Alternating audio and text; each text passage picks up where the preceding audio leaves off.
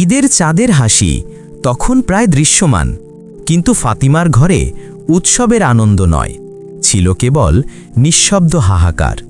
জীবন তাকে এমন এক কঠিন চৌরাস্তায় এনে দাঁড় করিয়েছিল, যেখানে একটি দিকে ছিল সন্তানের নিষ্পাপ চাওয়া, আর অন্যদিকে দারিদ্র্যের নির্মম অভিশাপ।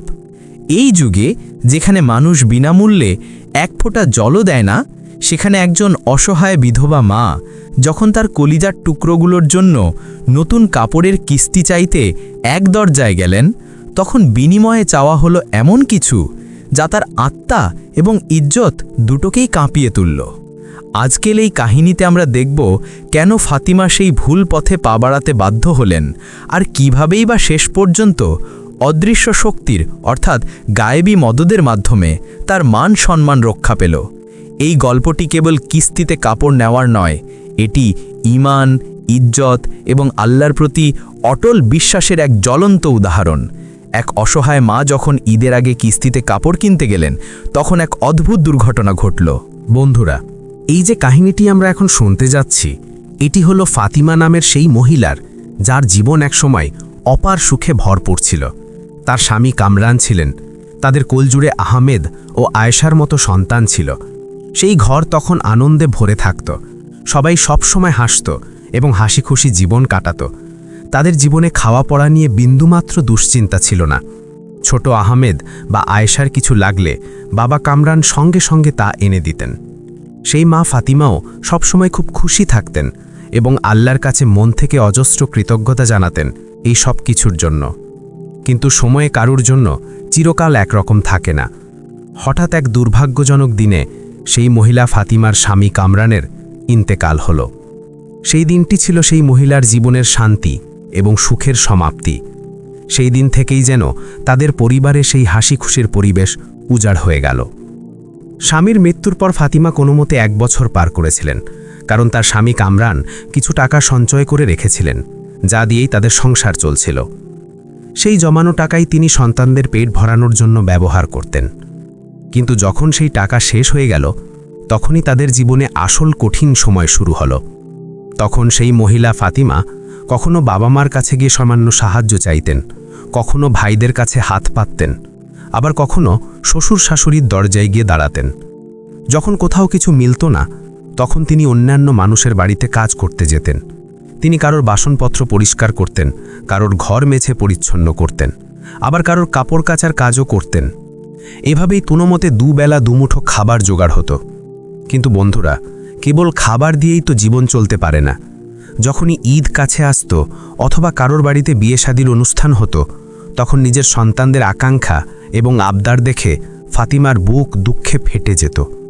তার কাছে এত টাকা কোথায় ছিল যে তিনি আহমেদ ও আয়েশার জন্য নতুন জামা জুতো কিনে আনবেন? আর বাচ্চারা তো একথা জানতই না যে তাদের মা ফাতিমা কি ভয়ঙ্কর পরিস্থিতির মধ্য দিয়ে দিন কাটাচ্ছেন। তারা কেবল আনন্দ চাইত, তাদের আকাঙ্ক্ষা পূরণ হওয়া চাইত। আর সেই মা ফাতিমা, তিনি তো কেবল নিজের সন্তানদের চোখে এক চিলতে খুশি দেখতে চাইতেন। সেই খুশির জন্য তাকে যাই কষ্ট সহ্য করতে হোক না কেন, তিনি প্রস্তুত ছিলেন। আহমেদ ও আয়েশা সেই একই জিদ ধরে বসেছিল যে, আম্মি, এবার তো আমাদের নতুন জামা জুতো কিনে দিতেই হবে। গত ঈদেও আমরা সেই পুরনো পোশাকেই ছিলাম, সবাই আমাদের খোঁটা দিয়েছিল। এবার তো তুমি আমাদেরও ঈদের দিনে ভালোভাবে সাজিয়ে কোথাও নিয়ে যেও। তারা তো ছিল নাদান শিশু, জিদ করা তাদের অধিকার ছিল। তারা কি করে জানবে যে তাদের মা কি পরিস্থিতির মধ্যে দিয়ে যাচ্ছেন?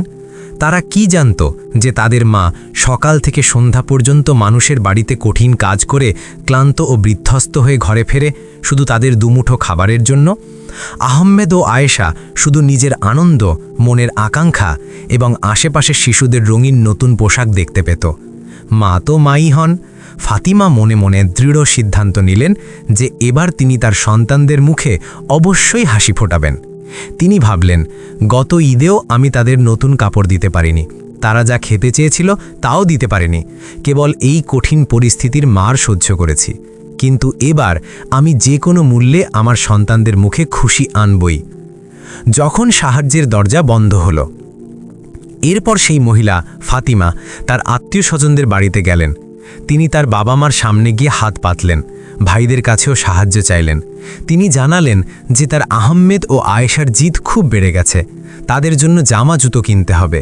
কিন্তু দুর্ভাগ্যবশত কেউই তাকে এক কানা করিও সাহায্য করল না।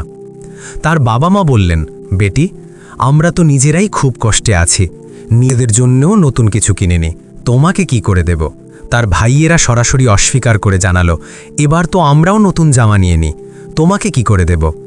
যখন তিনি শ্বশুর শাশুড়ির কাছে গেলেন তখন তারা তাকে এক নতুন পরামর্শ শোনালো।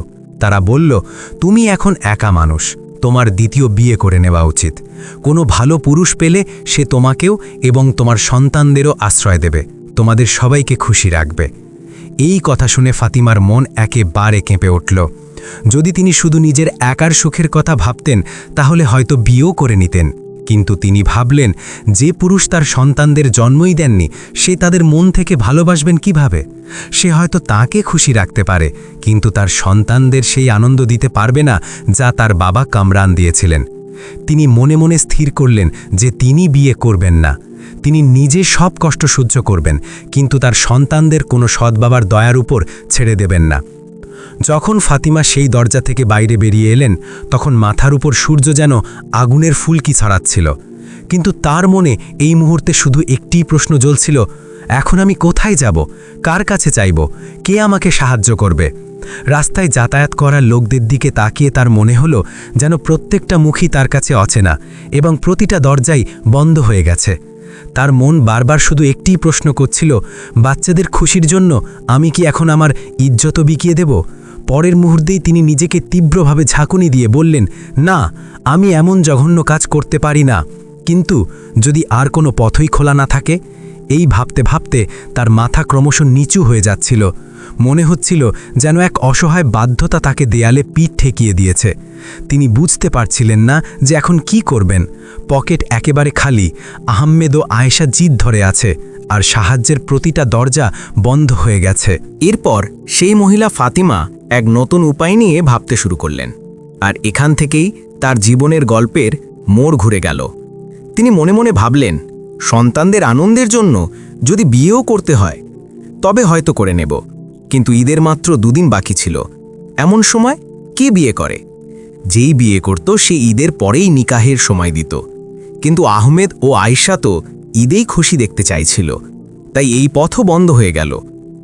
এখন সেই মহিলা ফাতিমা খালি হাতে, ভগ্ন মন এবং আর্দ্র চোখে বাড়িতে ফিরে এলেন।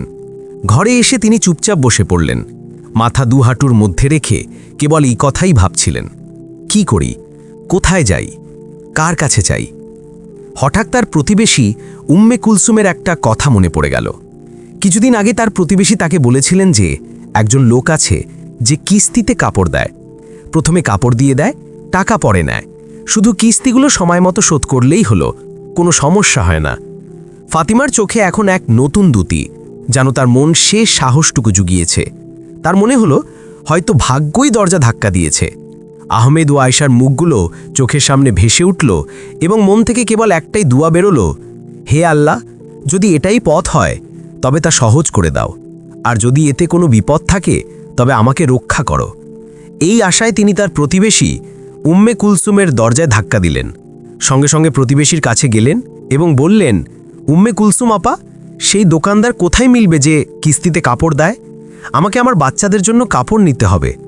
প্রতিবেশী উম্মে কুলসুম সেই দোকানের ঠিকানা, নাম সব কিছু বলে দিলেন, তবে সাথে একটি গুরুত্বপূর্ণ সতর্কবাণীও দিলেন। শোনো বোন ফাতিমা, দোকানদারটি একটু অদ্ভুত প্রকৃতির, তার কিছু শর্ত থাকে যা সবাই পূরণ করতে পারে না। ফাতিমা অবাক হয়ে জিজ্ঞেস করলেন, এমন কি শর্ত যা আমি পূরণ করতে পারবো না? আমি তো বাচ্চাদের জন্য কাপড় নিচ্ছি, কোনো অন্যায় বা নাজায়েজ কাজ তো করছি না। প্রতিবেশী বললেন, আমি তোমাকে বিশেষ কিছু বলতে পারবো না, তুমি বরং নিজে গিয়ে দেখে নাও।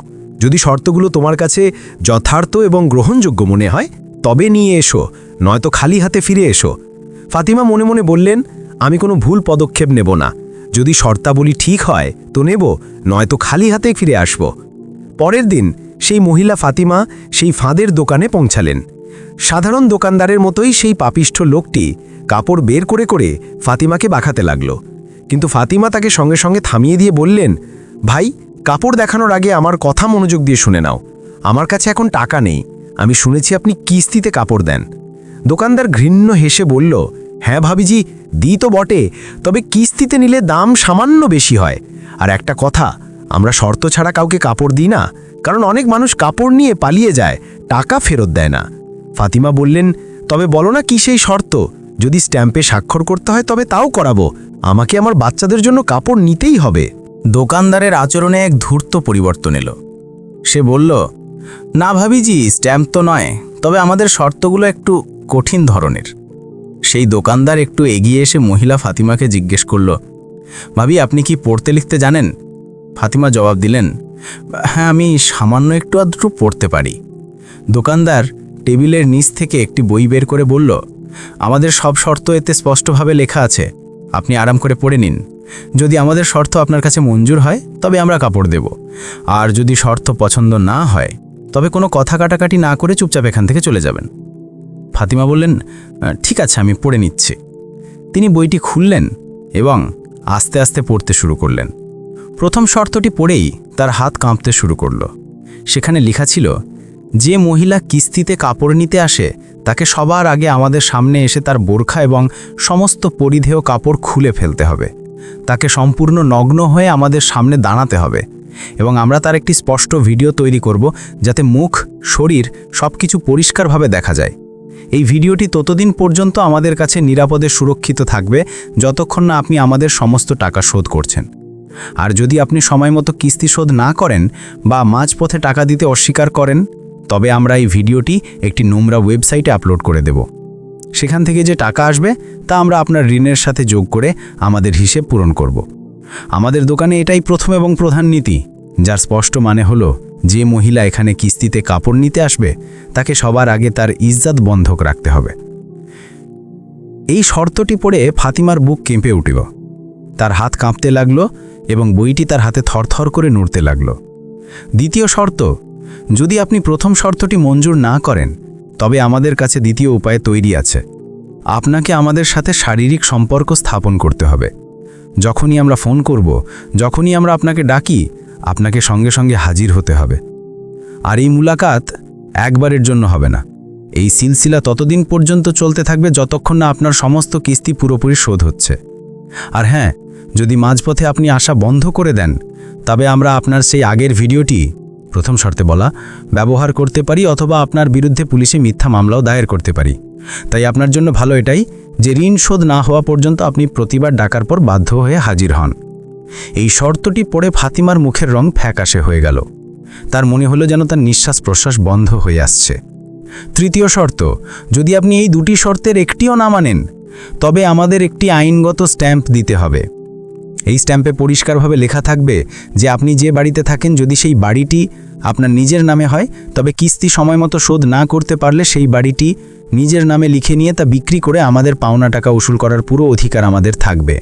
এই স্ট্যাম্পটি আইনগতভাবে বৈধ হবে, আর যদি আপনি পরে অস্বীকারও করেন তবে আমরা আপনার স্বাক্ষর দেখিয়ে সেই বাড়ি বিক্রি করতে পারি। এই শর্তটি শুধু ফাতিমার জন্য ছিল না, এই তিনটি শর্তই সেই দোকানের পাক্কা নীতি ছিল এবং যে মহিলাই কিস্তিতে কাপড় নিতে আসতেন তাকে এই শর্তগুলোর মধ্য দিয়ে যেতে হতো। ফাতিমা ক্লান্ত দৃষ্টিতে সমস্ত শর্ত পড়ে নিলেন। তার হাতে বইটি কাঁপছিল, কিন্তু তার মনে একটা কথা স্পষ্ট ছিল, প্রথম ও দ্বিতীয় শর্ত তিনি কখনোই মানতে পারবেন না, কারণ তিনি ছিলেন একজন ইজ্জতদার, আত্মমর্যাদাশীল মহিলা। তিনি মনে মনে বললেন, আচ্ছা, যদি বাড়ির ব্যাপারটা হতো তবে হয়তো একবার ভেবে দেখতাম। কিন্তু তখনই তার মনে পড়ল, আমার তো কোনো নিজের বাড়িই নেই, আমি তো ভাড়া বাড়িতে থাকি, আর ভাড়া বাড়ির তো কোনো আইনগত স্ট্যাম্প হয় না।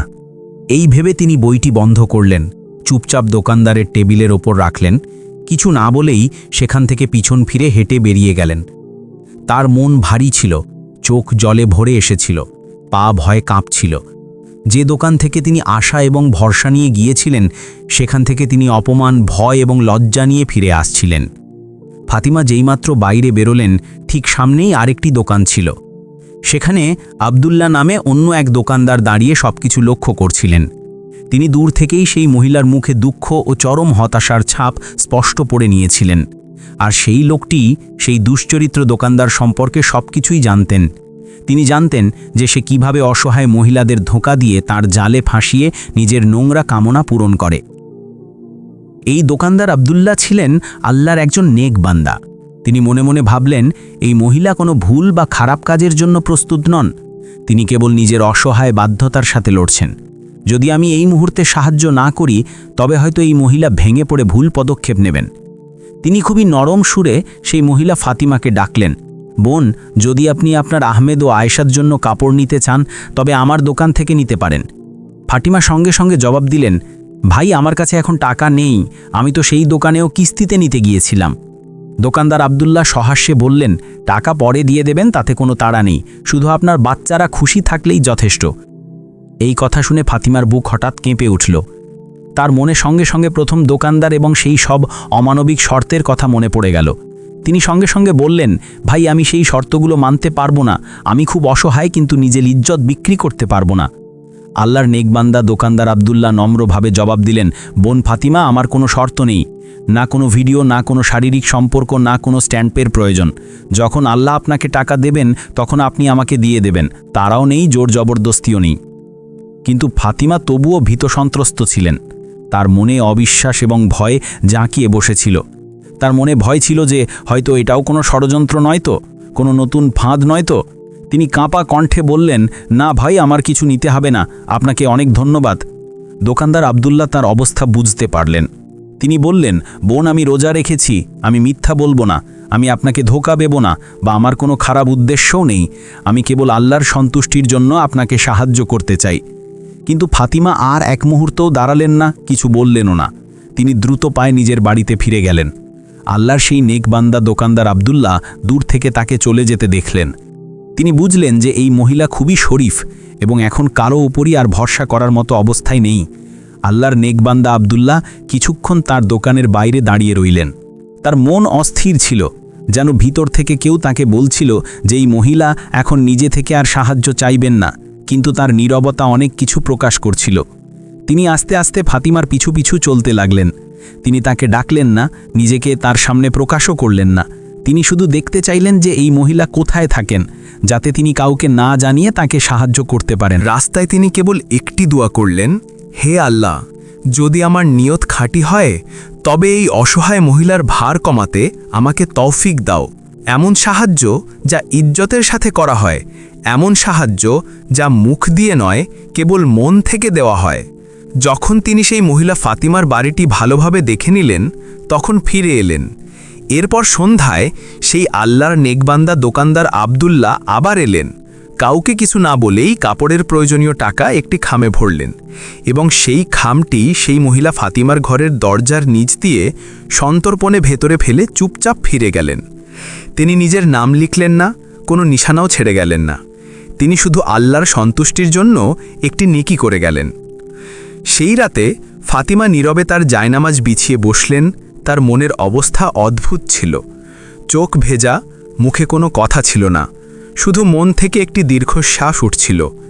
এরপর তিনি আল্লাহর সামনে ঝুঁকে পড়লেন এবং কেঁদে কেঁদে দোয়া করতে লাগলেন, হে আমার আল্লাহ, হে আমার মালিক, তুমিই জানো আমি এখন কোন অবস্থার মধ্যে দিয়ে যাচ্ছি। আমি কবে কারো সামনে কেঁদেছি, কবে কারো কাছে কিছু চেয়েছি। আমি কেবল তোমারই দরজায় এসেছি। তুমি সব দেখছো, আমার বাচ্চাদের জিদও, আমার নীরবতাও, আর আমার খালি হাতও। হে আল্লাহ, আমি জানি যে তুমি সব কিছুর উপর ক্ষমতাবান। তুমি চাইলে ঘোর অন্ধকারেও আলো দিতে পারো, তুমি চাইলে বন্ধ দরজা খুলে দিতে পারো, তুমি চাইলে আশ্রয়হীনকেও আশ্রয় দিতে পারো। সেই মহিলা ফাতিমা কাঁদতে থাকলেন, অবিরতভাবে দুয়া চাইতে থাকলেন। এরপর ইবাদত করতে করতে একসময় তার ঘুম এসে গেল। সকালে যখন তিনি ঘুম থেকে উঠলেন তখন দিনের কাজের জন্য উঠোনে এলেন। কিন্তু যেইমাত্র উঠোনে তার চোখ পড়ল, তার পা সেখানেই থেমে গেল। চোখ বিস্ময়ে বিস্ফারিত হল, হৃদয় দ্রুত ধড়ফড় করতে লাগল। সামনে মেঝের ওপর একটি খাম পড়েছিল, তাতে নোটের একটি মোটা তাড়া ছিল। কিছু মুহূর্ত তিনি শুধু সেটার দিকে তাকিয়ে রইলেন, যেন তিনি বিশ্বাস করতে পারছিলেন না যে এটা কোনো স্বপ্ন তো নয়। তার মনে কেবল একটি চিন্তা বারবার আসছিল, কেউ তো দরজাও ধাক্কা দেয়নি, না কোনো আওয়াজ, না কোনো চিহ্ন। তবে এটা কার কাজ? তিনি আস্তে আস্তে খামটি খুললেন। তার হাত কাঁপছিল এবং মন অদ্ভুত অস্থিরতায় ধড়ফড় করছিল। টাকার তাড়া দেখে তিনি কিছুক্ষণ স্তব্ধ হয়ে রইলেন। এরপর অনিয়ন্ত্রিতভাবে তার ঠোঁট থেকে একটি বাক্য বেরিয়ে এলো, আল্লাহ, তুমি আমার দোয়া শুনেছ, তুমি সত্যিই আমার অবস্থা দেখছিলে। এত টাকা ছিল যে যদি সেই মহিলা ফাতিমা আর কোনো কাজ না করেন, শুধু বসে বসেও খান, তবে 5 বছর পর্যন্ত তার ঘর খুব আরামে চলতে পারত। তার চোখ থেকে অনবরত জল পড়তে লাগল, কিন্তু এই জল দুঃখের ছিল না, ছিল কৃতজ্ঞতার। তিনি সঙ্গে সঙ্গে জায়নামাজে বসে পড়লেন এবং সিজদায় পড়ে শুধু একটি বাক্য বললেন, হে আমার আল্লাহ, তুমি আমার কথা শুনেছ, তুমি গায়েব থেকে আমাকে সাহায্য করেছ, তুমিই সত্য, তুমিই মহান।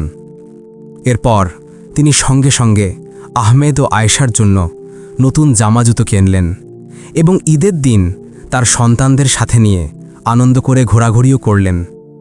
বাচ্চারা খুশি, মা ফাতিমা শান্ত ও সন্তুষ্ট। আর সবচেয়ে বড় আনন্দ এই ছিল যে তিনি কারো সামনে মাথা নত করে কিছু চাননি। তিনি শুধু আল্লাহর কাছে চেয়েছিলেন, আর আল্লাহ তাকে দান করেছেন। হে আল্লাহ, তুমি প্রত্যেক হৃদয়ের অবস্থা খুব ভালো করে জানো।